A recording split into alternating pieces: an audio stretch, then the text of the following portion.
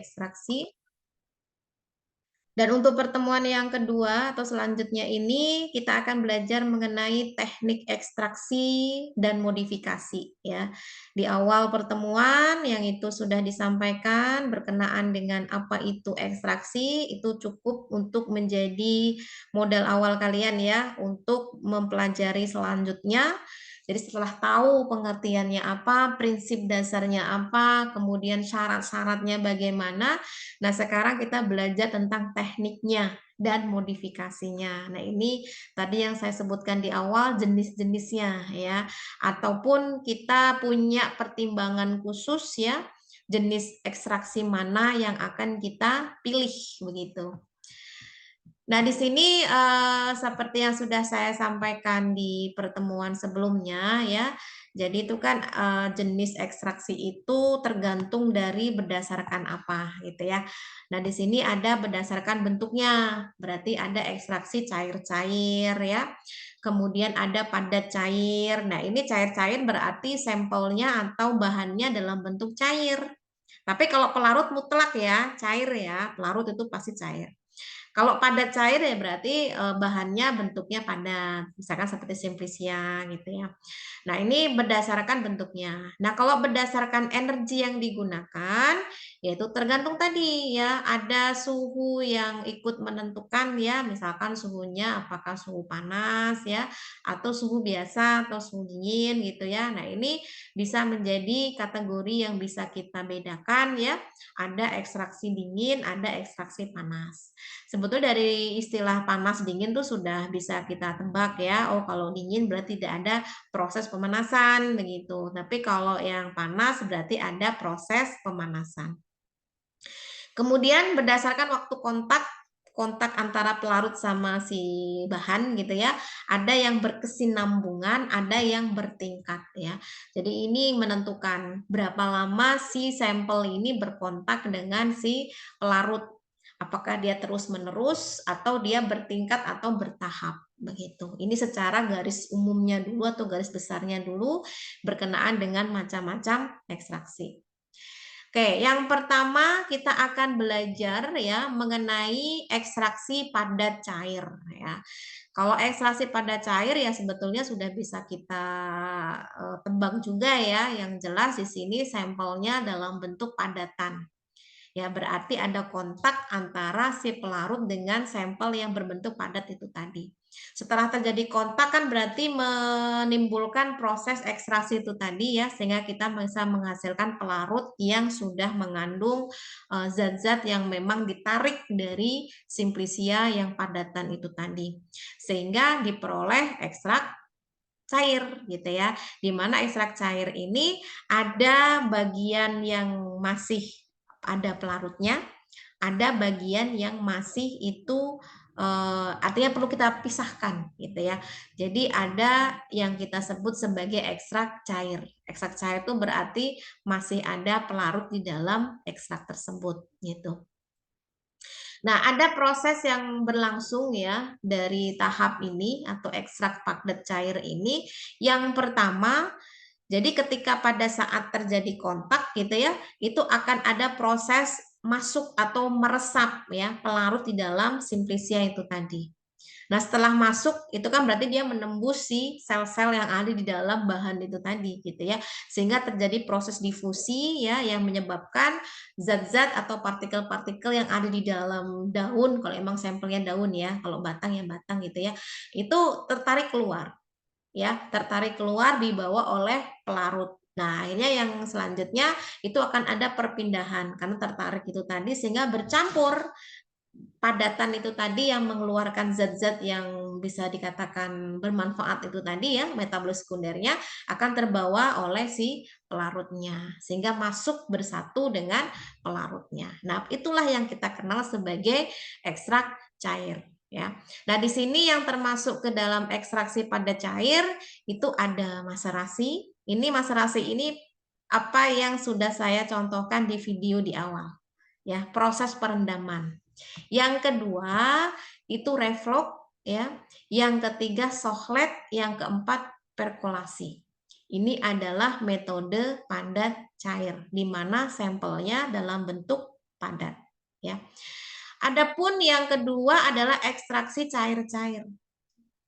Artinya kalau ekstraksi cair-cair ini yaitu tadi, berarti proses pemindahan yang itu berasal dari bahan yang dalam bentuk cair.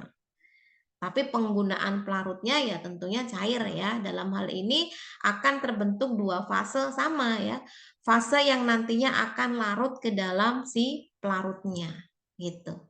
Jadi dalam hal ini akan terjadi pemindahan massa. Sama sih prinsipnya kayak yang tadi ya, karena adanya kontak itu tadi sehingga akan terbentuk larutan yang menyatu ya di dalam pelarut tersebut. Nah, biasanya nih nanti bisa dipisahkan ya menggunakan corong pisah karena beda ya dengan yang padatan itu tadi.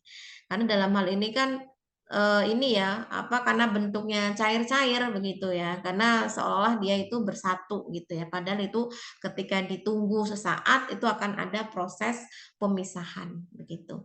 Sehingga nanti kita bisa lihat ya proses distribusinya itu akan menjadi tetesan-tetesan kecil gitu ya, misalnya dengan proses pengadukan gitu ya, sehingga dia akan ikut terlarut di dalam pelarut yang memiliki kepolaran yang sama, begitu. Nah, ini saya ambil contoh ya dari jurnal penelitian yang menggunakan ekstraksi cair-cair ya. Di sini yang saya tandai ya, ini yang bisa dijadikan pembelajarannya ya. Nah, judulnya adalah aktivitas antibakteri ekstrak getah mangrove. Nah, di sini kan sampelnya getah ya, berarti kan dia dalam bentuk cair menggunakan pelarut kloroform. Jadi yang kita soroti di sini adalah metode ekstraksinya ya. Jadi metode ekstraksinya di sini ya itu menggunakan corong pisah ya atau separatory funnel. Jadi corong pisah ini yang nantinya akan memisahkan setelah proses penggojokan. Ya, kalian sudah tahu lah ya corong pisah seperti apa yang ada di lab. Nah, nanti kalau memang belum tahu nanti kita bisa lihat sama-sama ya. Nanti juga ada gambarnya di slide gitu. Jadi setelah digojok dengan pelarut yang kita gunakan, di sini kan pelarut yang digunakan adalah kloroform ya. Digojok, kemudian didiamkan selama 24 jam. Itu kan kalau awal penggojokan kan mereka bersatu tuh, tapi jangan langsung diambil semua. Itu pasti ada proses penarikan senyawa dulu. Makanya didiamkan dulu selama 24 jam dulu, nanti akan terbentuk dua lapisan gitu ya. Lalu dipisahkan dengan corong pisah itu tadi dengan membuka kerannya gitu ya berdasarkan batas warna lapisan tersebut gitu. Jadi setelah itu diambil ekstraknya ya, diulangi selama 2 kali atau lebih ya tergantung dari kebutuhan. Kemudian dilakukan dengan proses yang sama, ditampung, ekstrak itu dijadikan satu ya. Kemudian kita kenal sebagai ekstrak cair. Nah, ekstrak cair itulah yang nantinya akan kita pekatkan atau kita uapkan sehingga menjadi ekstrak kental. Ya, jadi pada prinsipnya sama, tergantung dari sampel yang kita gunakan. Apakah dia dalam bentuk padatan atau dalam bentuk cair. Ya. Nah, ini corong pisah ya. Jadi corong pisah itu bentuknya corong seperti ini. Jadi ada kerannya di sini, keran yang membuka tutup atau knopnya ya. Kemudian ini yang nantinya akan mengeluarkan. Jadi setelah dimasukkan jadi satu, ini getah yang getah yang sudah diberikan pelarut itu ya, kemudian digojok gitu ya. Kemudian didiamkan selama 24 jam. Kemudian akan terbentuk dua lapisan yang berbeda. Ini sangat jelas sekali ya. Yang paling bawah ini adalah pelarut kloroform, yang paling atas ini dilarutkan dengan air. Jadi sangat jelas sekali mana yang larut dengan kloroform, mana yang larut dengan air. Nah, ini sampai kapanpun tidak bisa kita buat-buat menyatu, tetap akan terpisah. Kalau kita ingin mengambil ekstrak cair yang kloroform ya berarti batasnya dari sini saja. Ini yang dia larut dalam kloroform.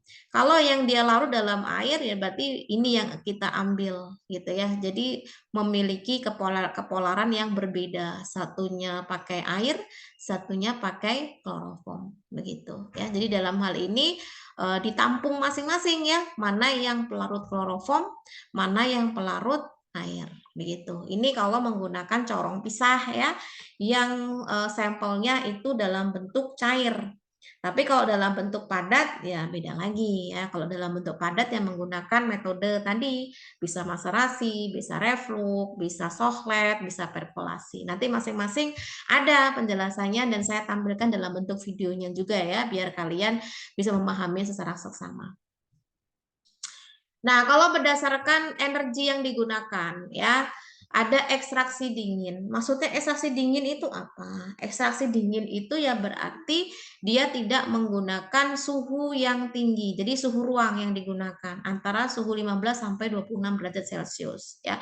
Ini dikhususkan untuk senyawa-senyawa yang tidak tahan panas ya. Jadi simplisia yang memang gampang rusak kalau dia itu dipanaskan. Terutama sih untuk bahan-bahan yang diambil dari bagian-bagian yang lunak atau jaringan-jaringan lunak. Misalkan seperti bagian bunga, ya, buah, daun, ya. Nah, ini bisa menggunakan ekstraksi dingin. Nah, ekstraksi dingin ini jenisnya ada yang maserasi, ada yang perkolasi, ya. Nah, sedangkan untuk yang panas dulu ya, biar tahu bedanya. Yang panas, mana tadi yang panas?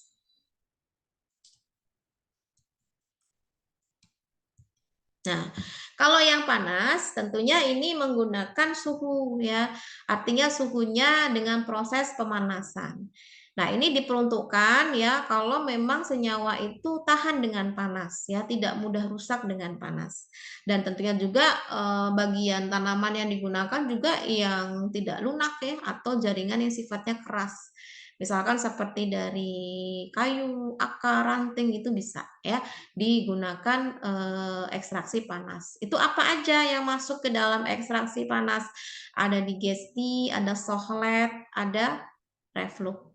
Nah, ini yang nantinya akan kita pelajari satu per satu ya untuk setiap masing-masing metode yang digunakan.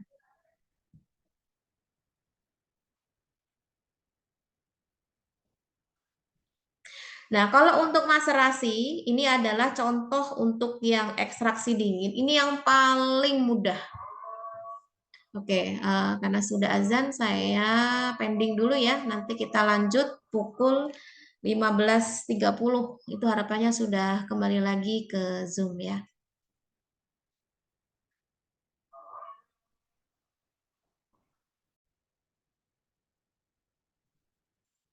Baik, kita lanjut kembali ya untuk perkuliahannya. Kita tadi sampai metode maserasi ya. Ini sudah dijelaskan di awal tadi bahwasannya metode maserasi itu termasuk metode dingin. Kenapa dikatakan dingin? Karena dalam prosesnya itu tidak tidak menggunakan suhu ya. Artinya suhunya tidak tinggi. Dia menggunakan suhu ruang ya. Jadi tidak menggunakan metode pemanasan. Nah, ini merupakan salah satu contoh metode yang sangat sederhana, ya mungkin dibandingkan dengan yang lain jauh lebih sederhana ya. Karena dalam hal ini prosesnya itu lebih simpel karena hanya dengan merendam ya. Merendam simplisia yang kalau memang ukurannya itu masih dalam bentuk yang besar kita potong-potong dulu. Kemudian dimasukkan ke dalam pelarut yang sesuai ya, yang memang sudah kita pertimbangkan berdasarkan like dissolved like-nya atau berdasarkan sifat kelarutannya dalam pelarutnya. Nah, dengan adanya kontak yang itu dilakukan kurang lebih selama 1 sampai 3 hari ya, atau mungkin ada yang 4 sampai 10 hari, itu nanti sampai betul-betul dalam kondisi yang jenuh. Jenuh itu artinya dalam kondisi sudah tidak ada lagi senyawa yang tertarik keluar. Artinya apa? Berarti senyawa yang ada di dalam sampel itu sudah habis. Nah, biasanya maserasi ini dilakukan secara bertingkat ya. Artinya tidak cukup dalam 1 kali proses tetapi 2 kali proses atau kita kenal sebagai remaserasi. Jadi sesuatu yang bahan yang sudah kita maserasi, setelah kita ambil larutannya, kita maserasi ulang. Berdasarkan apa? metode yang sudah kita tetapkan di awal, menggunakan pelarut apa nanti itu sama, volumenya berapa juga sama. Tetapi yang kita maserasi bukan bahan baru lagi, tetapi dari ampas yang sudah kita saring dari maserasi yang pertama. Jadi remaserasi ini simplisia yang sudah dimaserasi pertama ya, diambil larutannya, ampasnya tidak dibuang, tapi disiram lagi dengan pelarut yang sama ya. Kalau yang pertama menggunakan etanol ya pelarut selanjutnya juga etanol gitu ya. Kalau volumenya 100 ml, 1000 ml ya kedua juga 1000 ml ya. Jadi setelah 24 jam, besoknya disaring ya, kemudian larutannya itu disingkirkan dulu, disimpan dulu, itu adalah pelarut, ekstrak cairnya disimpan dulu, ampasnya kita berikan pelarut lagi. Ya, sejumlah yang sama kita diamkan ya, biar ada kontak terlebih dahulu dalam waktu 24 jam, baru nanti kita saring lagi. Kemudian ekstrak cairnya kita kumpulkan ya, ampasnya tadi disiram lagi dengan pelarut yang sama sampai 3 kali ya. Jadi dalam hal ini disebut sebagai remaserasi. Artinya sampai 3 kali cukup ya, ampas bisa dibuang, maka ekstrak cair tadi yang sudah dikumpulkan dijadikan satu, kemudian diuapkan sampai betul-betul menjadi ekstrak kental tanpa adanya pelarut. Nah, ini adalah metode maserasi ya. Jadi memang lebih simple dan lebih mudah, tetapi waktunya lebih lumayan ya, karena memang membutuhkan 3 kali pengulangan itu tadi dan pelarutnya otomatis lebih banyak ya. Jadi 1 liter 3 kali, berarti 3 liter gitu ya. Ya tergantung kebutuhan ya, berapa jumlah dari sampelnya. Biasanya dalam proses maserasi ini untuk penentuan berapa volume dari pelarut itu perbandingannya kalau secara maksimal tuh 1:10 ya. Berarti 100 gram itu dalam 1000 ml. Tetapi kalau memang tidak mau maksimal atau banyak pelarut yang digunakan, ya cukup 1:5 saja ya. Jadi menghemat pelarut yang digunakan, karena otomatis menggunakan pelarut yang lebih banyak ya. Kemudian, ini jenis-jenisnya ya. Jadi ada jenis yang remaserasi yang saya jelaskan tadi. Nah, nanti kalau untuk di pertemuan praktikum, itu kita menggunakan remaserasi tadi ya. Namun ada maserasi jenis lain ya, ada maserasi dengan mesin pengaduk. Kalau di maserasi yang pertama, itu kan ngaduknya sesekali saja ya, biasanya di 6 jam pertama saja, setelahnya enggak. Tapi kalau maserasi dengan mesin pengaduk itu kontinu selama 24 jam itu diaduk terus, karena memang ada alatnya tersendiri ya, yang otomatis dia bisa mengaduk. Nah, ini memudahkan untuk proses kontak antara pelarut dan sampel yang sedang diproses maserasikan. Kemudian ada maserasi melingkar ya. Jadi kalau maserasi melingkar ini dia lebih merata gitu ya. Jadi cairan atau pelarutnya itu dia bergerak menyebar gitu ya, berkesinambungan sehingga dia lebih rata melarutkan semua simplisia yang ada di dalam wadah tersebut. Ini sebetulnya lebih sempurna ya, karena semua rata kedapatan gitu ya. Jadi tidak ada bagian sampel yang tidak terkena oleh atau tidak terkontak oleh pelarut begitu.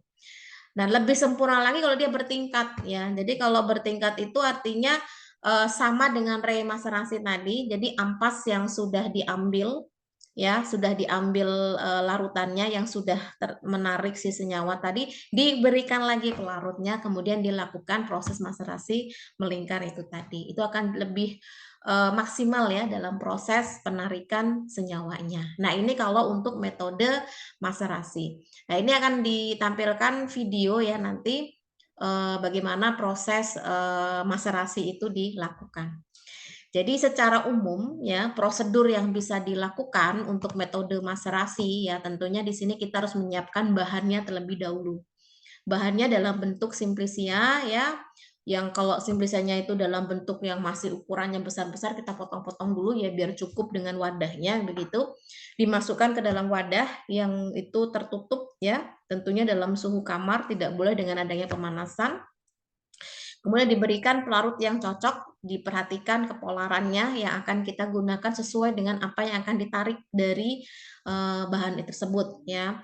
Dilakukan pengadukan selama 6 jam pertama begitu ya, itu didiamkan selama 24 jam.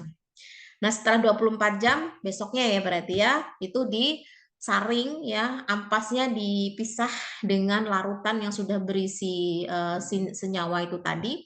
Itu disebut sebagai ekstrak cairnya. Nah, ampasnya ini dilakukan remaserasi ya, diberikan pelarut yang sama. Kalau memang yang pertama menggunakan etanol, ya diberikan etanol lagi sejumlah yang sama pula. Ini dilakukan selama 3 kali berturut-turut atau 3 hari. Setelah itu baru diperoleh ekstrak cair, dikumpulkan jadi satu ya, lalu diuapkan. Nah, diuapkan di sini bagaimana cara menguapkan pelarut tersebut agar terpisah dari ekstraknya, sehingga betul-betul diperoleh ekstrak kental tanpa adanya pelarut. Kalau sudah modern, itu menggunakan alat yang kita sebut sebagai rotary evaporator. Tapi kita belum ada ya. Jadi paling tidak kita tahu nanti rotary evaporator itu bisa memisahkan berdasarkan titik didih dari pelarut tersebut. Kalau titik didihnya menggunakan etanol, berarti nanti suhu yang digunakan untuk proses rotarinya itu 78 derajat Celcius, sehingga pelarut itu akan dipisahkan ke tabung yang lain sehingga terpisah dari ekstraknya. Sehingga betul-betul ekstrak itu bebas dari pelarut begitu ya. Tapi biasanya kalau untuk rotary evaporator ini belum sepenuhnya pelarut terpisah ya, jadi masih ada tidak terlalu kental ya. Biasanya nanti kita akan secara manual memanaskannya, tapi tidak boleh terlalu tinggi atau tidak boleh langsung bersentuhan dengan api. Jadi ada perantara begitu ya, menggunakan penangas gitu.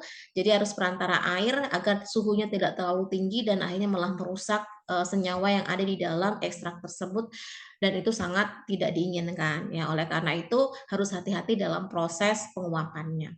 Nah, bagaimana Bu kalau belum ada rotary evaporator ya? Berarti secara manual kita menggunakan penangas air ya, di mana si ekstrak cair yang kita wadahkan ke dalam beker atau mungkin gelas kaca yang lain, kita masukkan ke dalam wadah yang berisi air yang dipanaskan. Jadi didiamkan sambil diaduk-aduk sampai pelarut itu menguap dan diperoleh benar-benar itu adalah ekstrak kentalnya. Nah, ini akan saya berikan contoh ya dari video bagaimana sih proses maserasi itu. Nah, inilah gambaran, kalian nanti bisa menyimak ya atau bisa melakukan nantinya di lab ya. Jadi sudah tidak perlu bingung lagi bagaimana sih proses dari maserasi ya. Oke, silakan bisa disimak ya.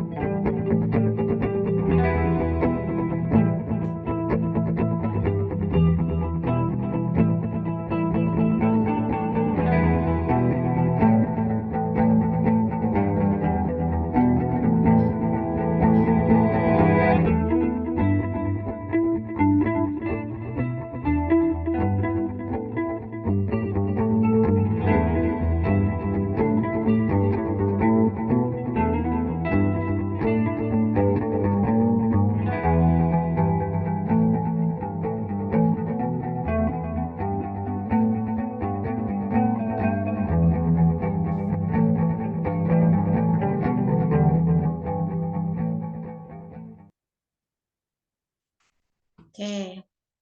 Jadi itu ya gambaran bagaimana proses ekstraksi menggunakan maserasi ya. Jadi alatnya juga simpel ya. Jadi harus menggunakan wadah atau bejana yang berwarna bening seperti ini. Bu, bagaimana kalau warnanya lain ya boleh ya. Yang penting bahan wadahnya tidak mudah rusak karena pelarut ya atau luntur gitu ya. Dan ada tutupnya ya, jangan lupa. Kemudian pelarut juga harus disediakan begitu. Jadi ini tadi yang saya sebutkan kalau memang dia masih dalam bentuk besar-besar ya harus dipotong-potong terlebih dahulu agar mudah ya nantinya untuk proses pelarutan. Kemudian diberikan pelarut, ini contohnya menggunakan etanol ya.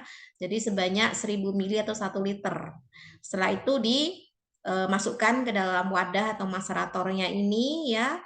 Kemudian ditutup, diaduk-aduk di 6 jam pertama, kemudian didiamkan selama 24 jam. Kemudian disaring ya, disaring.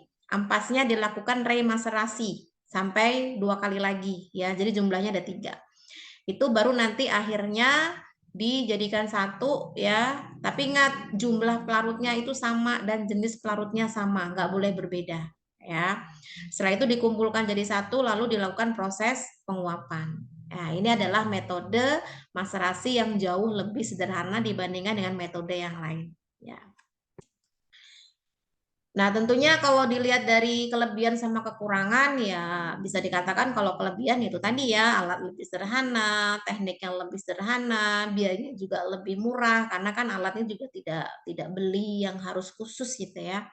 Kemudian dia bisa digunakan untuk mengekstraksi bahan-bahan yang tidak mudah rusak karena panas begitu ya, sebagai meminimalisir kerusakan begitu.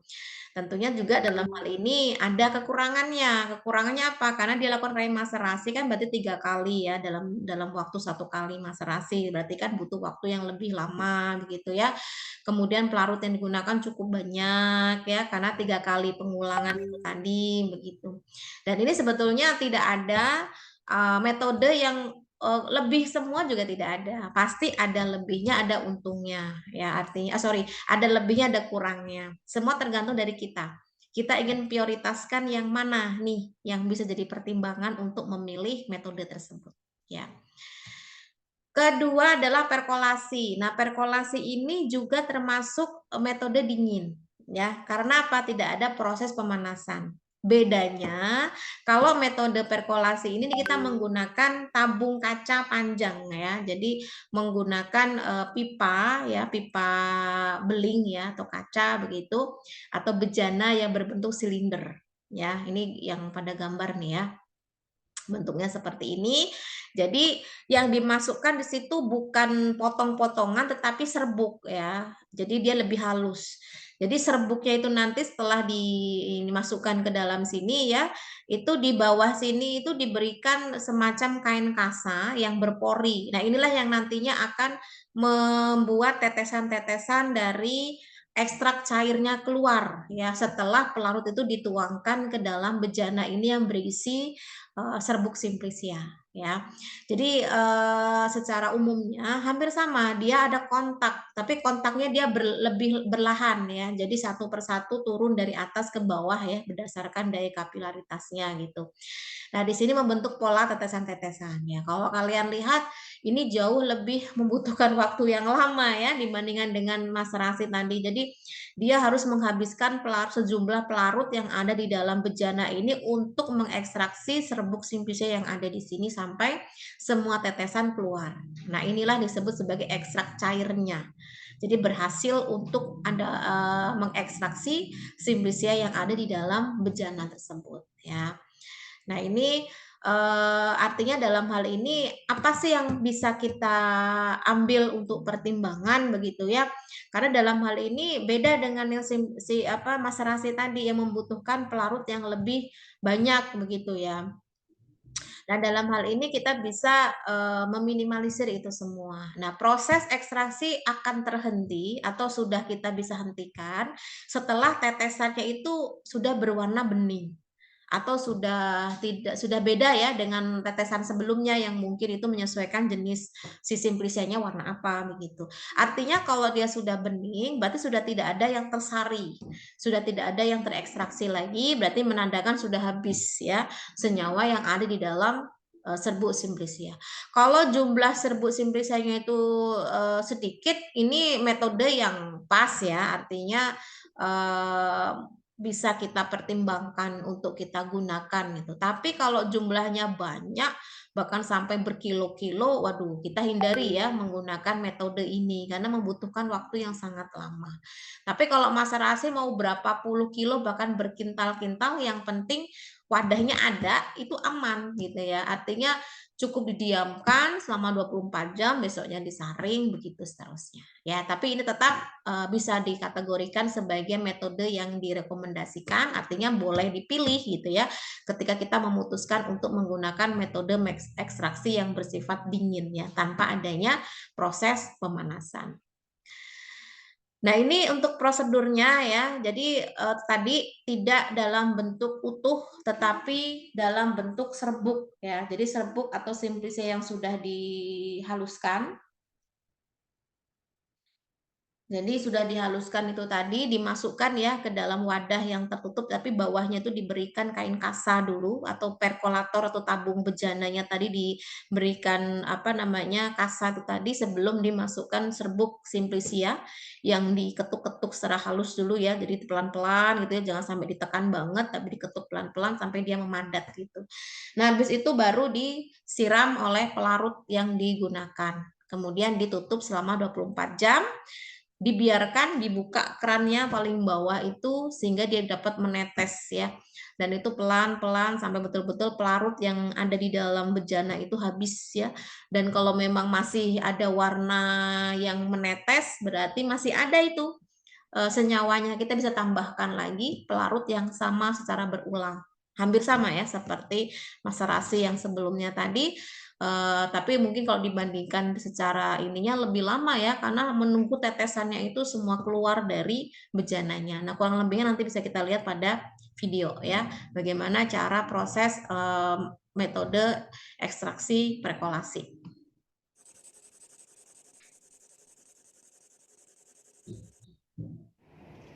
Baik, pada kesempatan kali ini kita akan melakukan ekstraksi, yaitu ekstraksi cara dingin menggunakan metode perkolasi. Nah, untuk alat dan bahannya berikut. Berikut untuk alat dan bahannya. Yang pertama, kita pasang seperangkat alat perkolator. Jadi di sini ada perkolator, kemudian di sini ada Erlenmeyer untuk menampung filtratnya atau menampung sarinya. Kemudian kita pasang kadagran dan satin. Nah, untuk alat berikutnya kita menggunakan beker glass dan sendok. Di sini fungsinya untuk melakukan pembaceman atau perendaman dari simplicia. Untuk pelarut yang akan kita gunakan adalah alkohol 96%. Nah, simplicia yang kita pilih adalah simplicia kulit batang kina. Jadi kulit batang kina ini karena sifatnya yang keras, jadi memang cocok untuk metode perkolasi. Nah, kulit batang ini kemudian kita haluskan, kita serbuk, kemudian kita timbang. Nah, untuk 100 gram nanti kita lakukan 100 gram kina ini kita lakukan ekstraksi menggunakan perkolasi. Pertama-tama kita masukkan simplicia kina ke dalam beker untuk melakukan pembaceman atau perendaman. Kita masukkan semuanya ke dalam beker.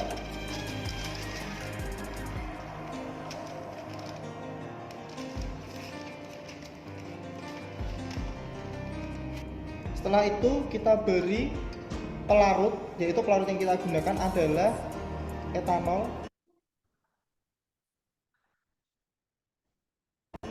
96% sedikit demi sedikit sampai seluruh simplicia ini terbasahkan, sambil sesekali kita aduk. Baik, proses penambahan pelarut hanya sampai semua simplicia ini terbasahi.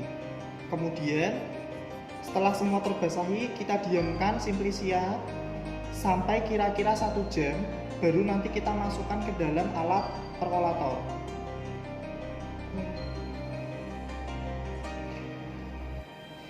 Baik, setelah kira-kira 1 jam, kita masukkan rendaman Simplisia tersebut ke dalam alat perkolator, sedikit demi sedikit.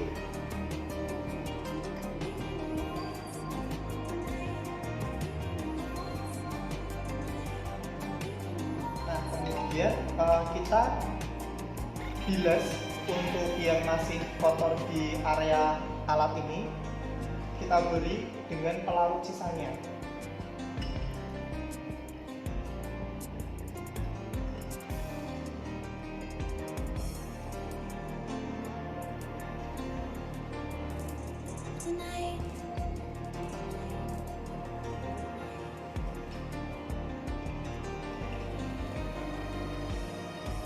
Kemudian kita tunggu sampai semua Simplisia mengenap atau mengendap di bawah,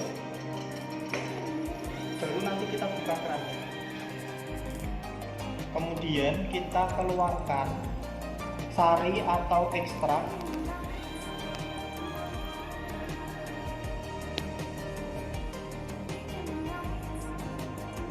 Nah, di sini sari akan sedikit demi sedikit menetes dari pelarut, dia akan melewati Simplisia. Nah, Simplisia ini akan tersari oleh pelarut dan hasilnya akan keluar ke Erlenmeyer ini. Nah, setelah pelarut yang ada di atas tadi sudah mulai habis seperti ini, kemudian kita akan beri dengan kertas saring. Fungsi pemberian kertas saring pada atas Simplisia ini adalah saat kita memberikan pelarut yang baru, nanti Simplisia ini tidak akan keluar dari kemampatannya ini. Jadi dia akan tetap berada di tempatnya. Nah, ini kita masukkan kertas saringnya lewat atas. Nah, setelah kertas saring ini terpasang, berikutnya kita tutup untuk kerannya sehingga proses untuk pengeluaran pelarut sudah selesai. Kemudian kita beri dengan pelarut yang baru. Kita beri pelarut yang baru lewat dinding tabung sambil untuk membersihkan sisa-sisa dari Simplisia yang ada. Nah, jadi fungsi dari pelarut ini agar Simplisia saat terkena dari pelarut dia tidak akan naik, hanya sebagian saja yang naik, jadi pelarutnya tetap jernih. Nah, setelah kita beri pelarut, kemudian kita diamkan selama 24 jam. Besok setelah 24 jam baru kita buka keran lagi untuk proses ekstraksi yang berikutnya. Penggunaan pelarut memang tidak ada aturan berapa pelarut yang digunakan, tetapi pelarut akan selalu diganti dengan pelarut yang baru sampai dengan ekstrak yang keluar itu atau sari yang keluar itu jernih. Itu artinya bahwa sudah tidak ada metabolit sekunder yang bisa diekstraksi atau dilarutkan oleh pelarut yang ada di atas ini. Sekian untuk metode ekstraksi dengan perkolasi. Sekian dan terima kasih.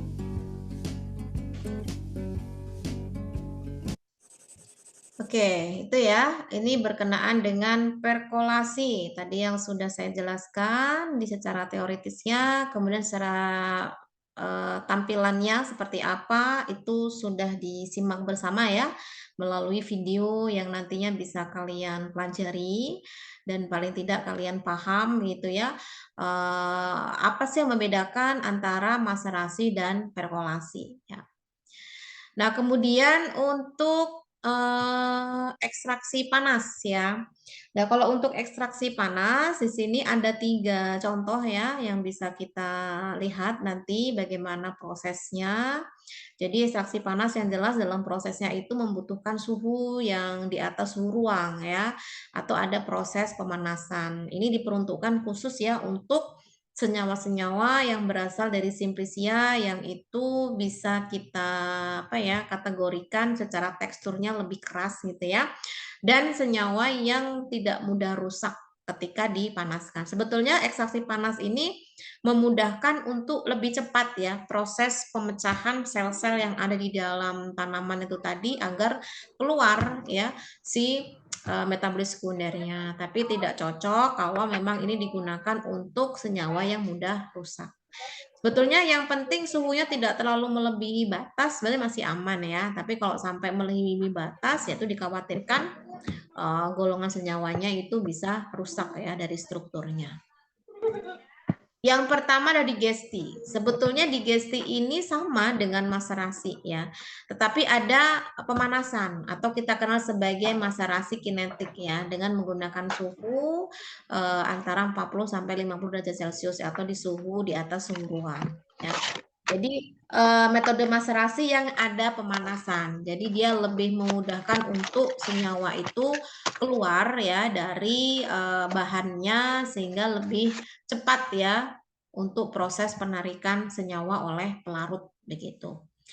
Ini juga sama prosesnya ya, jadi ditunggu beberapa waktu, kemudian dibiarkan sampai betul-betul semuanya terekstraksi dengan sempurna, kemudian disaring begitu, lalu kemudian dilakukan pemberian pelarut ya, kalau memang diperlukan untuk digesti lagi atau memaserasi lagi ampas yang tersisa ya, diberikan pelarut kembali ya.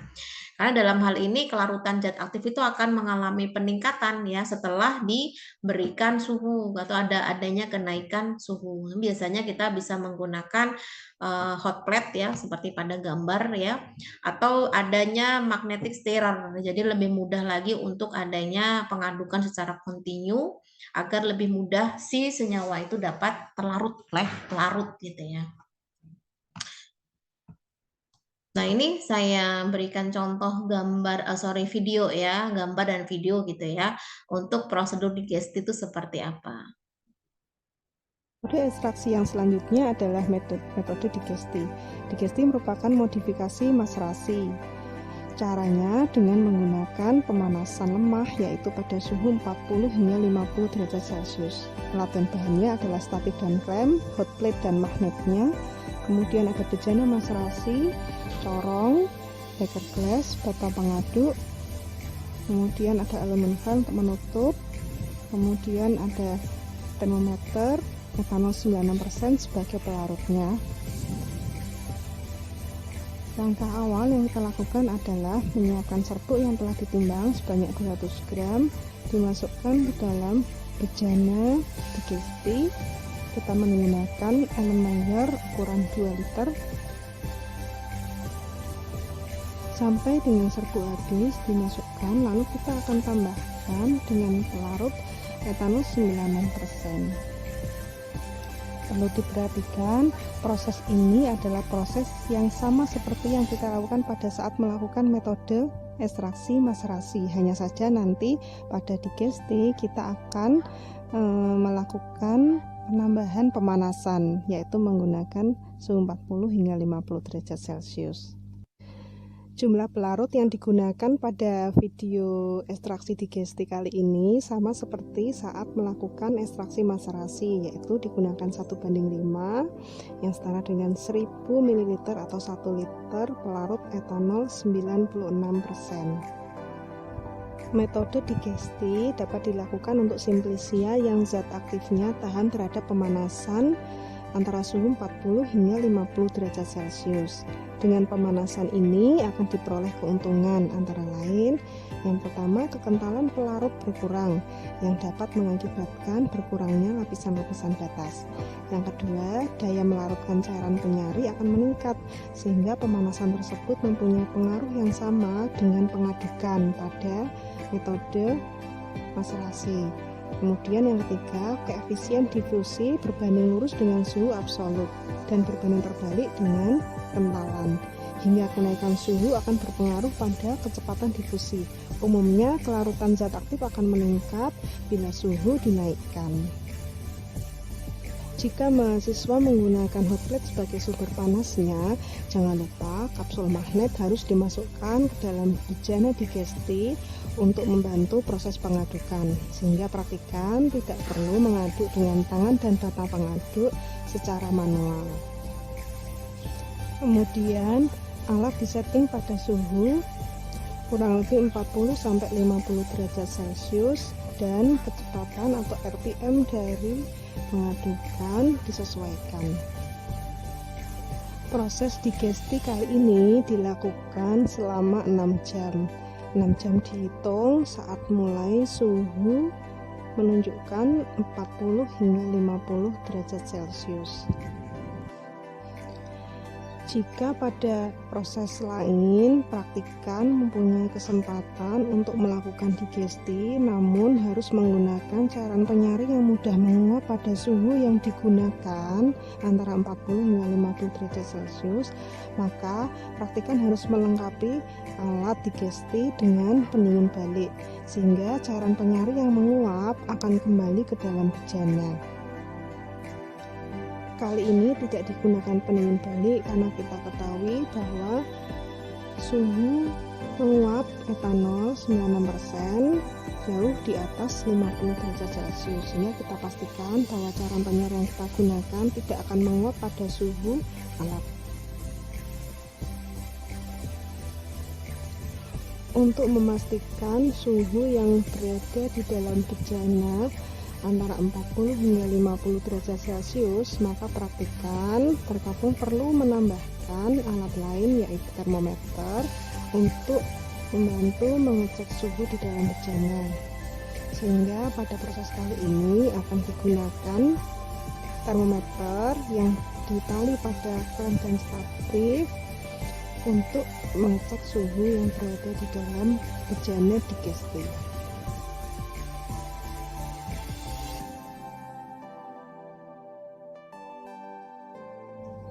Praktikan bisa menyesuaikan suhu di dalam bejana digesti harus pada 40 hingga 50 derajat Celcius.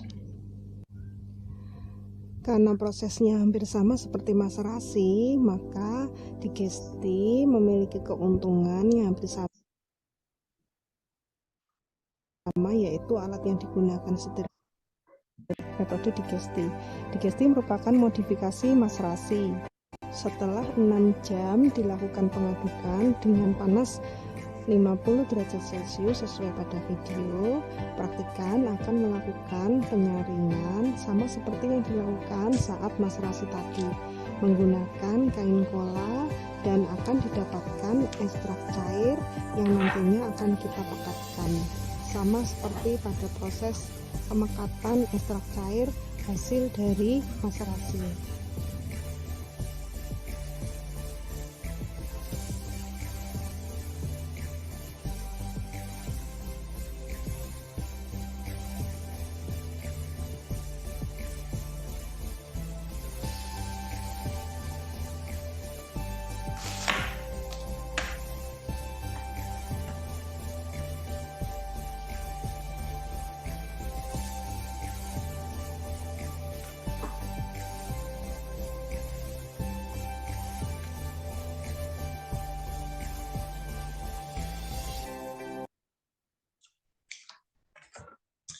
Oke, itu ya untuk prosedur digesti. Jadi secara prinsip hampir sama dengan maserasi tadi ya. Bedanya ini adanya proses pemanasan, tapi terkontrol ya. Jadi harus dicek dulu suhunya menggunakan termometer, tidak boleh lebih dari 50 derajat Celcius ya. Jadi kisaran antara 40 sampai 50 derajat Celcius. Kemudian ada sohlet. Nah, kalau sohlet ini dia berbeda dengan perkolasi tadi, walaupun sekilas hampir sama ya, ada bejana seperti ini, tetapi kalau pada sohlet itu ada yang disebut dengan kayak semacam ini ya, tabung untuk pembalik ya. Jadi di sini tuh tabung pembaliknya ini sebagai pendingin. Jadi adanya pemanasan itu tadi, tetes-tetes embunnya yang sudah menguap itu akan didinginkan oleh pendingin balik itu tadi ya, atau kita kenal sebagai kondensor, akan membentuk tetesan-tetesan embun lagi dan kembali lagi menjadi pelarut begitu ya. Jadi pelarutnya hanya dalam satu siklus itu saja, jadi tidak ada penambahan pelarut lainnya. Jadi akan mengalami proses siklus gitu ya, perputaran begitu. Jadi mungkin lebih mudahnya kalian bisa lihat ya melalui video, jadi biar ada gambaran mana sih yang disebut sebagai sohlet begitu ya.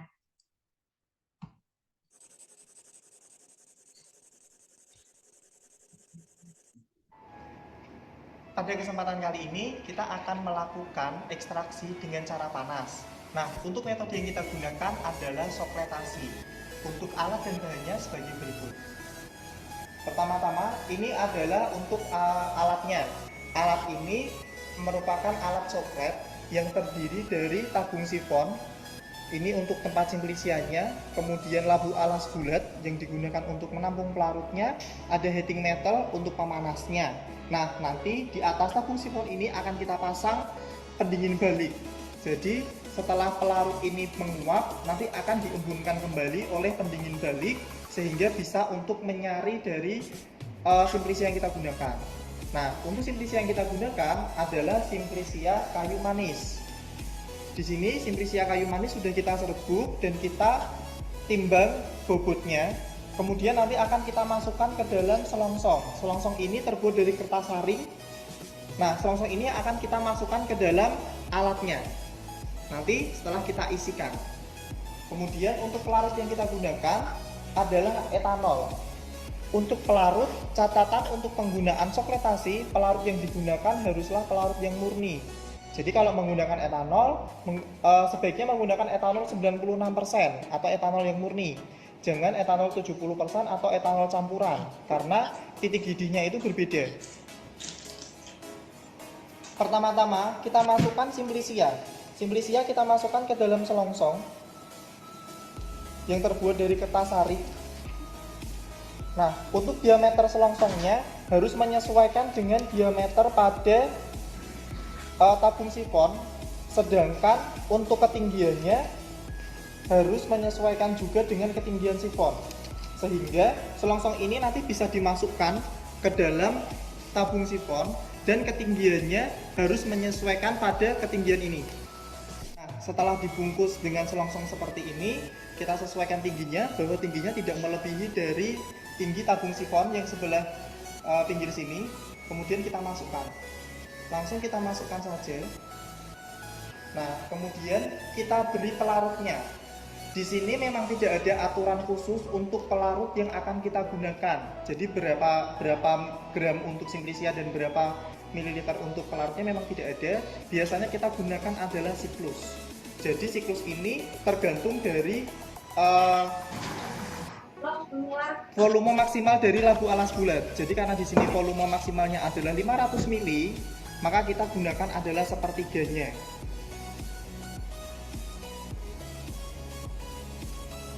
Kita beri pelarutnya.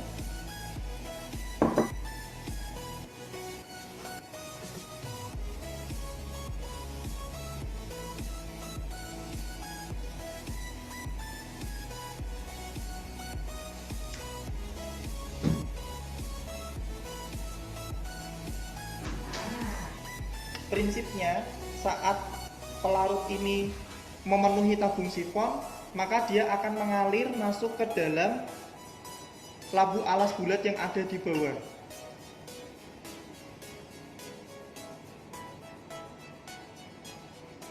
Jadi ini pelarutnya sudah sampai di sini.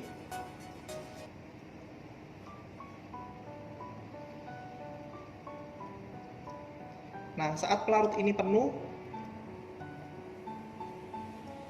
maka akan langsung turun ke bawah.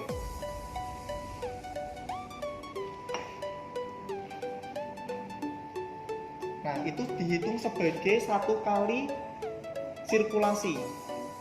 Nah, untuk satu sirkulasi ini sudah 200 mili.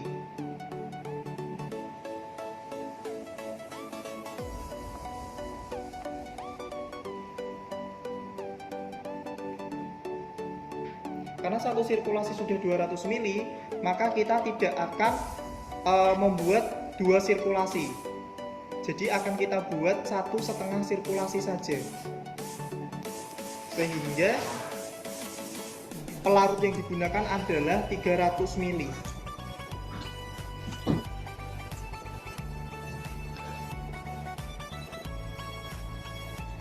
Kita tambah lagi dengan setengah sirkulasi atau setengah dari tabung sifon ini.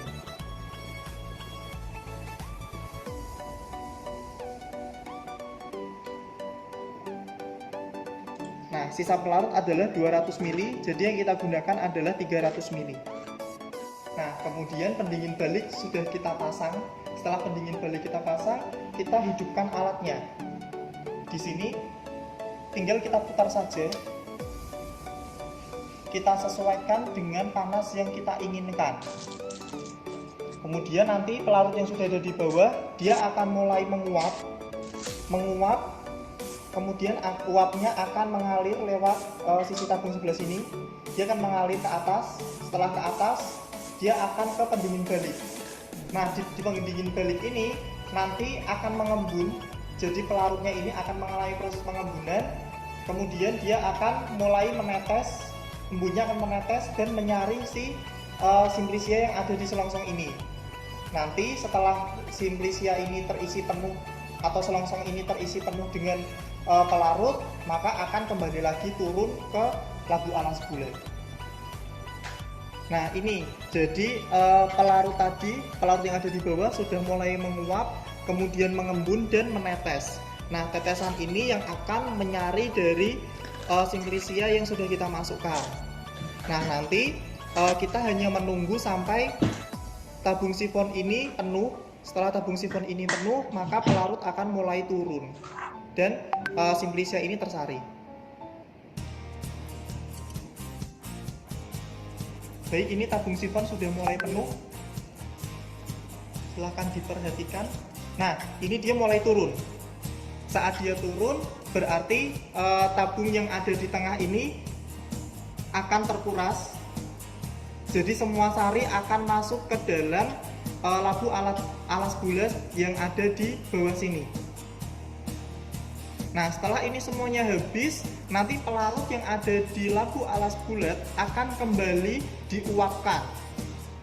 Jadi akan kembali diuapkan, kemudian akan mulai mengembun dan akan menyari lagi. Nah, seperti itu siklusnya. Jadi nanti kita baru menghentikan proses ekstraksi ketika pelarut yang ada di dalam tabung ini bening, sehingga artinya adalah sudah tidak ada zat aktif yang bisa disari lagi dari simplisia yang ada di alat soklet tersebut. Demikian untuk proses ekstraksi menggunakan metode sokletasi. Sekian dan terima kasih.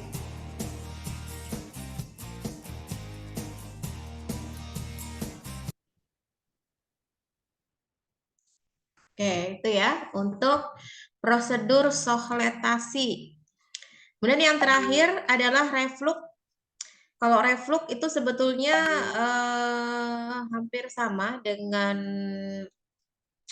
sokletasi. Bedanya kalau sokletasi itu kan ada kondensor, ya, yang artinya dalam hal ini si titik-titik embun yang itu hasil pemanasan pelarut itu akan diteteskan ke dalam si simplisia yang ada di dalam selongsongnya tadi. Tapi kalau reflux enggak, kalau reflux ini simplisianya itu berada di dalam tabung, ya, tabung alas bulat ini yang nantinya akan diberikan pelarut lalu dipanaskan. Nah, uapnya itu nanti akan kembali lagi ke dalam si labu alas bulat itu. Jadi pelarutnya akan kembali ke wadah awalnya. Jadi tidak kemana-mana begitu ya. Jadi dia akan lebih hemat larut seperti itu. Nah, ini akan bisa kita lihat ya dari videonya. Jadi paling tidak kalian bisa ada gambaran, karena nanti kita akan praktikumnya itu kalau untuk metode panas itu kita akan praktikum menggunakan reflux dan sokletasi. Jadi paling tidak kalian sudah ada gambaran, jadi pada saat nanti praktikum kalian tidak bingung apa yang harus dilakukan untuk setiap prosedur, metodenya seperti apa ya.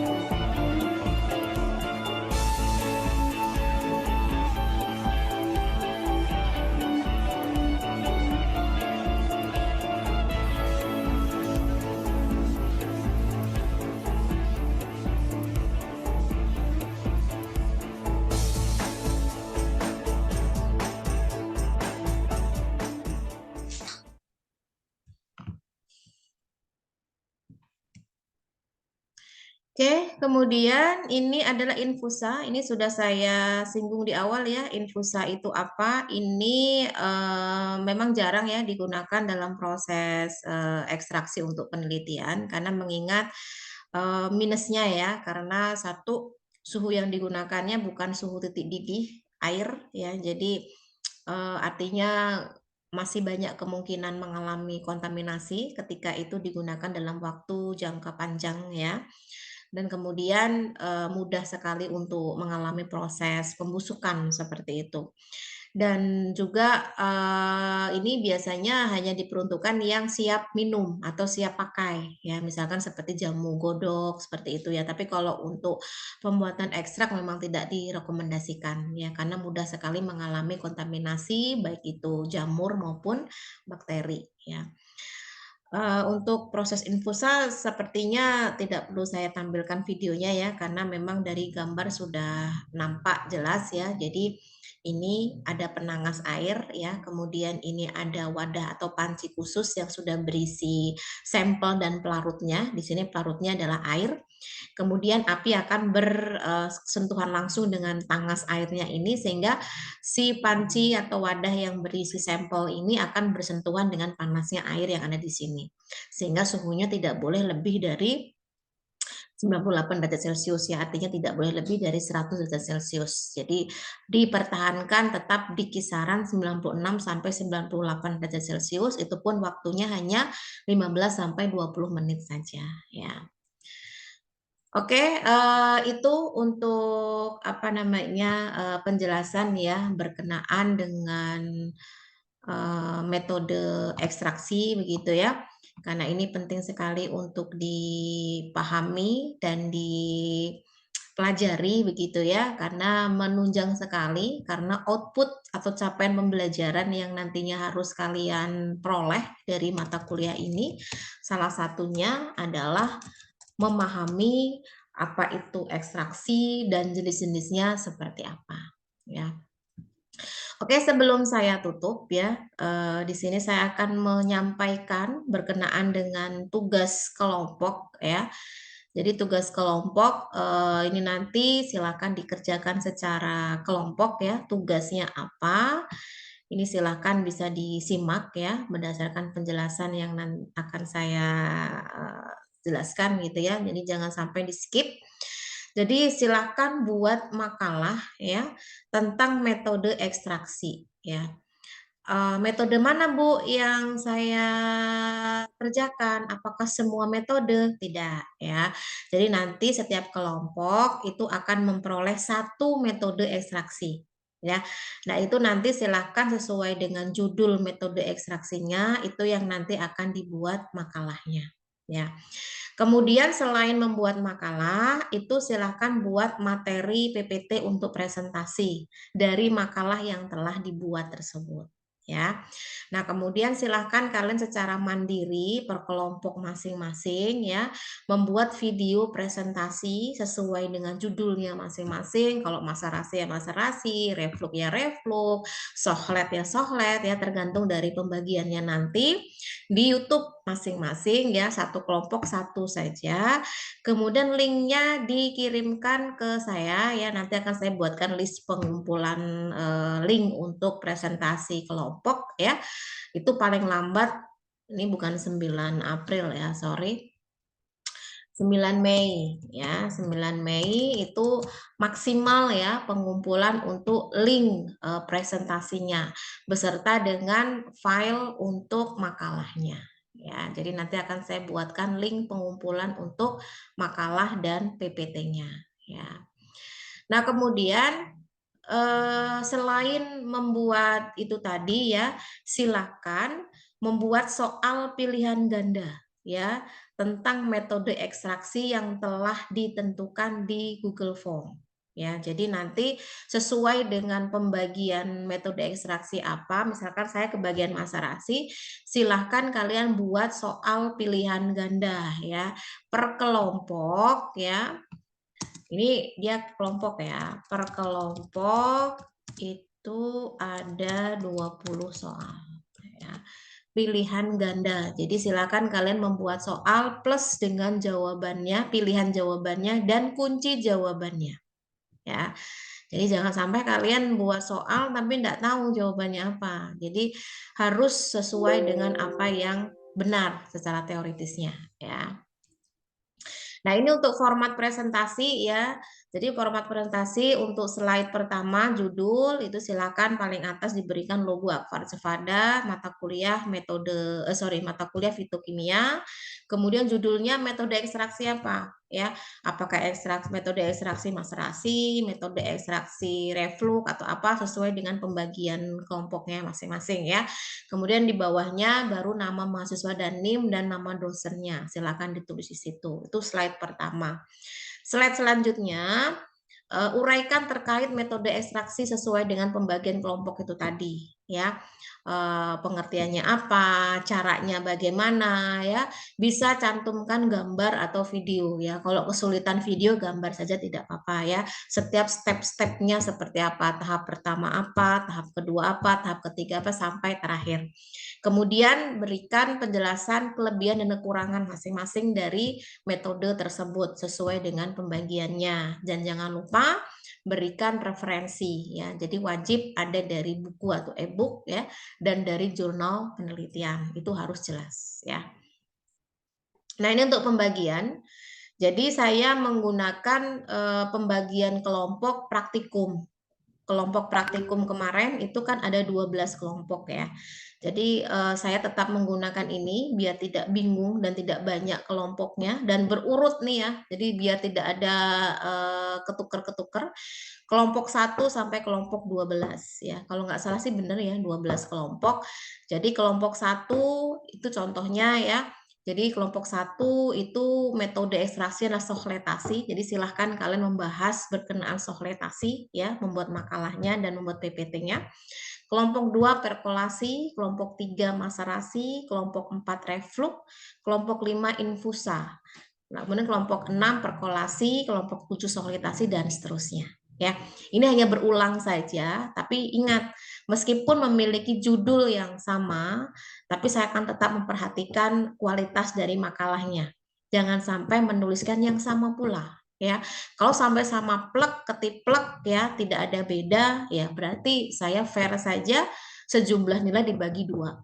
Kalau memang yang sama 2, kalau yang sama 3 ya bagi 3, yang sama 4 bagi 4 dan seterusnya, ya. Artinya dalam hal ini silakan berhati-hati, jangan sampai kalian menuliskan ulang dari kelompok lain karena tetap akan saya cek ya. Pengalaman-pengalaman sebelumnya jangan diulang kembali, jangan dipikir nanti setiap tugas itu tidak dikoreksi oleh saya ya. Tetap akan saya koreksi satu persatu. Jadi nanti akan ketahuan siapa yang mengumpulkan, siapa yang tidak, itu akan ketahuan. Dan saya sudah menyampaikan di awal untuk semester ini saya tidak akan seperti semester sebelumnya yang mention satu-satu si A, si B, si C belum ngumpul nggak? Sekarang kalau belum ada ya sudah, saya anggap tidak mengumpul. Tapi kalau untuk mengupdate siapa yang sudah mengumpul, nanti akan saya lakukan, karena khawatirnya ada yang nyelip atau apa. Tapi nyelipnya itu harus benar-benar ada bukti yang otentik. Ya, paling tidak kalian punya masternya. Jadi kalau kalian bilangnya sudah kirim Bu, tapi belum terkirim, detik itu kalau saya kasih kesempatan mengirim ya harus dikirim, jangan menunggu besok. Artinya kalau menunggu besok berarti memang belum ngerjain ya. Tapi kalau memang ada kendala sinyal ya hanya sinyal yang menjadi kendala, bukan belum mengerjakan ya. Oke, itu yang dapat saya sampaikan untuk perkuliahan kita. Alhamdulillah 2 pertemuan terkejar. Berarti untuk pertemuan Jumat besok itu ditiadakan ya, karena saya pagi ada kegiatan. Jadi ini sudah sekaligus mengganti pertemuan untuk pekan ini. Jadi tolong Sipennya bisa membuat BAP-nya ya. Kita sudah 2 kali pertemuan. Untuk 1 pertemuan mengganti yang kemarin. Kalau belum dituntaskan, khawatirnya nanti menumpuk di akhir ya. Kemudian untuk yang sore ini itu menggantikan yang besok pagi ya. Oke, sampai sini ada yang ditanyakan berkenaan dengan materi atau tugas sebelum saya tutup? Disilakan.